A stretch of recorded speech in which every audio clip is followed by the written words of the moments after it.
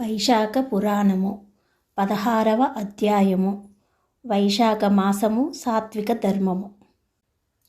యమునిపై జయపాలుని విజయము అంతటా శృతకీర్తి మరలా విద్యాధరునితో, ఓ మునికుల శ్రేష్ఠ విద్యాధర, వైశాఖమాస మహత్యము అన్ని మాసముల కన్నా శ్రేష్టమైనదైనను మాఘమాసము కన్నా గొప్పతనము దీనికి రాలేదెందుకని ప్రశ్నించాడు.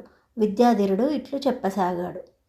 ఓ మహారాజా, లోకమందున్న 3 ధర్మాలలోనూ సాత్విక ధర్మము శ్రేష్టమైనది. సాత్విక ధర్మము మోక్ష మార్గమునకు సాధనము. కానీ జనులు రాజసతమో గుణములచే ఆచరించుతూ మోహావేశములో మునిగిపోతున్నారు. సర్వశ్రేష్టమైన సాత్విక ధర్మమును ఆచరించుటలేదు. సాత్విక ధర్మము విష్ణుమూర్తికి ప్రియమైనది. లోకులు క్షణికమైన రాజసతమో గుణములచే ఆచరించుతూ సత్వర మోక్ష ప్రాప్తికి సులభ సాధనమైన సాత్విక ధర్మాన్ని ఆచరించుటలేదు. ఇది తప్పు. దీనికొక ఉదాహరణ చెప్పెదను వినుము.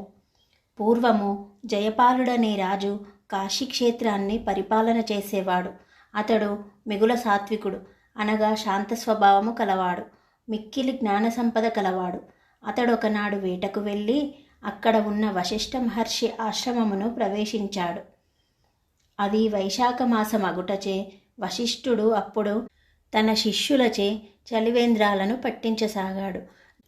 జలదానము, విసనకర్రల దానము, చెరువులు బావులు త్రవ్వించుట, తాటియాకుల గొడుగులను దానమిచ్చుట, చెప్పులను విప్రులకిచ్చి సంతృప్తిపరచుట, వస్త్రదానము, శయ్యాదానము, పండ్లు పానకములిచ్చుట, అన్న సమారాధనలు చేయుట మున్నగు వైశాఖ మాస దాన ధర్మాలను నిర్వర్తించుచున్నాడు. జయపాలుడు అవన్నీ గమనించాడు. మహాతపశ్శాలురైన మీరు కూడా ఈ వైశాఖ మాస దానములు చేస్తున్నారే అని అడిగాడు.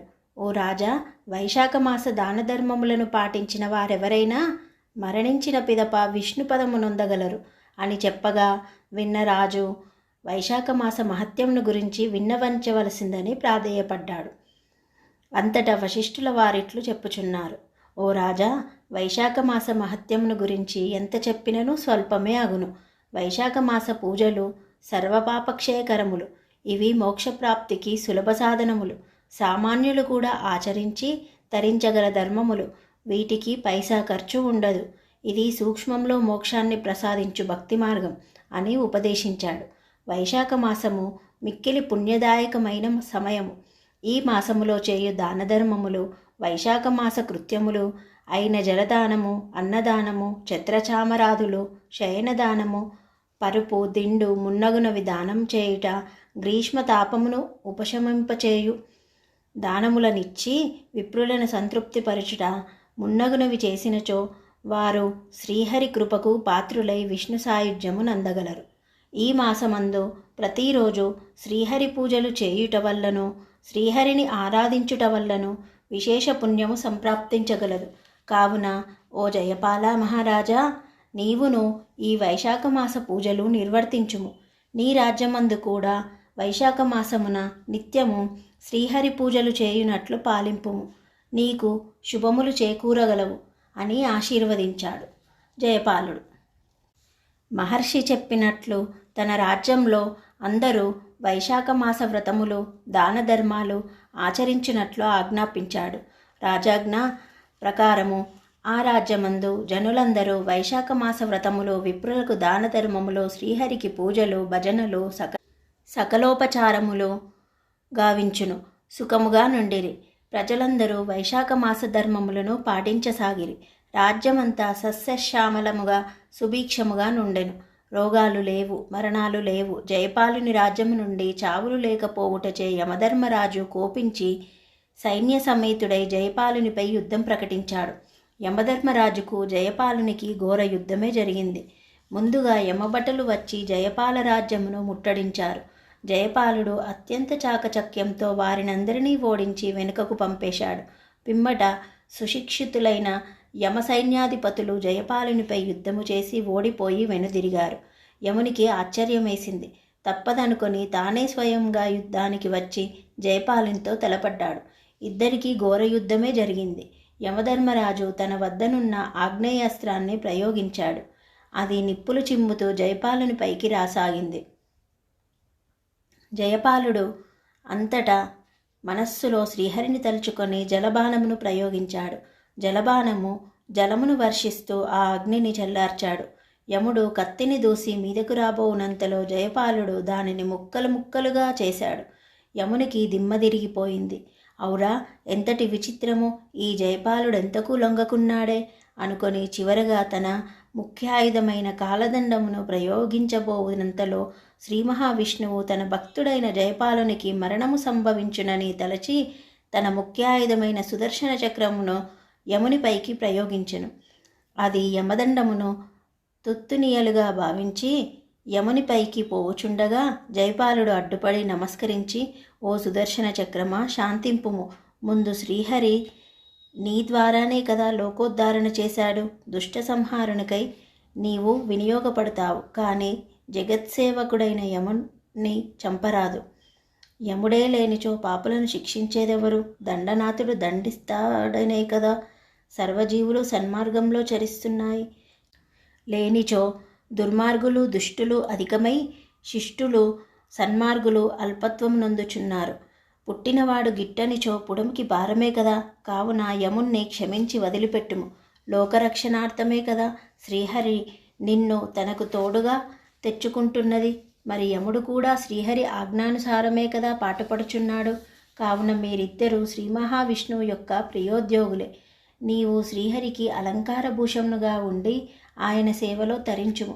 మీరిద్దరూ ఆయన ఆజ్ఞానుసారం ప్రవర్తించండి అంటూ జయపాలుడు అభ్యర్థించాడు. జయపాలుని అభ్యర్థన మేరకు సుదర్శన చక్రం యముణ్ణి విడిచి శ్రీహరి వద్దకు పోయింది. బ్రతుకు జీవుడాయనుకుంటూ యముడు తన లోకానికి పోయాడు. కానీ పని పాట లేక వ్యర్థంగా కాలం వెళ్ళబుచ్చటం అతనికి నచ్చలేదు. దేనికైనా తరుణోపాయం అన్వేషించదలిచాడు. దీర్ఘాలోచన పరుడై దీనికంతటికీ కారణం వైశాఖ మాస వ్రతములు, దానధర్మాలు, శ్రీహరి పూజలు, సేవలు అనే గ్రహించాడు. కానీ చేసేదేమీ లేక మిన్నకున్నాడు. నారదుడు త్రిలోక సంచారము చేస్తూ ఒకనాడు యమలోకానికి వచ్చాడు. పాపులు లేని కారణం చేత యమలోకమంతా పని పాట లేక శూన్యంగా బోసిబోయి ఉండటం గమనించాడు. చిత్రగుప్తుడు గోళ్లు గిల్లుకుంటూ ఆవలిస్తున్నాడు. యమభటులు పనిలేని కారణం చేత బద్ధకస్తులై జోగటం గమనించారు.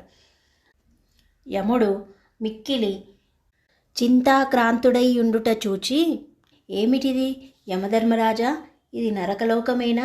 నిత్యము క్షణమైనను తీరికలేక దండనాథుని శిక్షలతో పాపుల హాహాకారాలతో మిక్కిలి గందరగోళముగా ఉండే ఈ నరకము ఇట్లు ప్రశాంతంగా ఉన్నదేమి? నరకలోకమందు పాపులు శిక్షింపబడుటలేదేమి? చాలా చిత్రంగా ఉన్నదే అని అన్నాడు. ఏమి చెప్పుదు నారద మునీంద్ర, భూలోకమందు జయపాలుని ఆజ్ఞ ప్రకారము ఆపాలగోపాలము ప్రజలందరూ వైశాఖ మాస వ్రతములు, పూజలు, సేవలు, దానధర్మాలు చేసి మిక్కిలి పుణ్యము గడించుటచే చనిపోయిన వారందరూ విష్ణు సాయుధ్యమును పొందుచున్నారు. పోనీ జీవుల గతజన్మ పాపపుణ్యము ఫలమును అనుసరించి దండించరమున్నను ఈ వైశాఖ మాస మహత్యం వల్ల ఆ పాపాలు కూడా హరించుకుపోతున్నాయి. అందరూ పరలోకగతులవుతున్నారే కానీ ఇహలోకమునకు వచ్చుటలేదు. విష్ణుదూతల ముందు నా భటుల నిర్వీర్యులైపోతున్నారు. కావున పాపులు లేక నరకలోకము బోసిపోవచ్చున్నది అంటూ దిగులుగా చెప్పాడు. అంతటా నారదుడు, మరి నీవు జయపాలునిపై యుద్ధము చేసి వారెట్లయినను పాపములు చేయనట్లు చేయలేకపోయావా అన్నాడు. అదీ అయ్యింది నారద మునీంద్ర. జయపాలునిపై దండెత్తి ఓడిపోయి పరాభవంతో వెనుదిరిగి వచ్చాను అంటూ జరిగినదంతా పూసగుచ్చినట్లు చెప్పాడు. సరే చూద్దాము అంటూ నారదుడు అక్కడి నుండి సెలవు తీసుకున్నాడు. మరికొంతకాలానికి యమధర్మరాజు విసుగు చెంది చిత్రగుప్తునితో సహా సత్యలోకాన్ని చేరాడు. సత్యలోకాధిపతియగు బ్రహ్మదేవుడు దేవతాది మునిగణ మంతయో వేదపఠనం చేయుచుండగా కొలువుదీరియున్నాడు. బిక్కుబిక్కుమంటూ ఒక మూలకు చేరుతున్న యముని వాయుదేవుడు అతని విచారమునకు కారణమడిగి అతన్ని బ్రహ్మదేవుని వద్దకు తోడ్కొనిపోయెను. బ్రహ్మదేవునితో సూర్యపుత్రుడగు యముడు ఇట్లు మొరపెట్టుకుంటున్నాడు. 16వ రోజు పారాయణ భాగం సమాప్తం.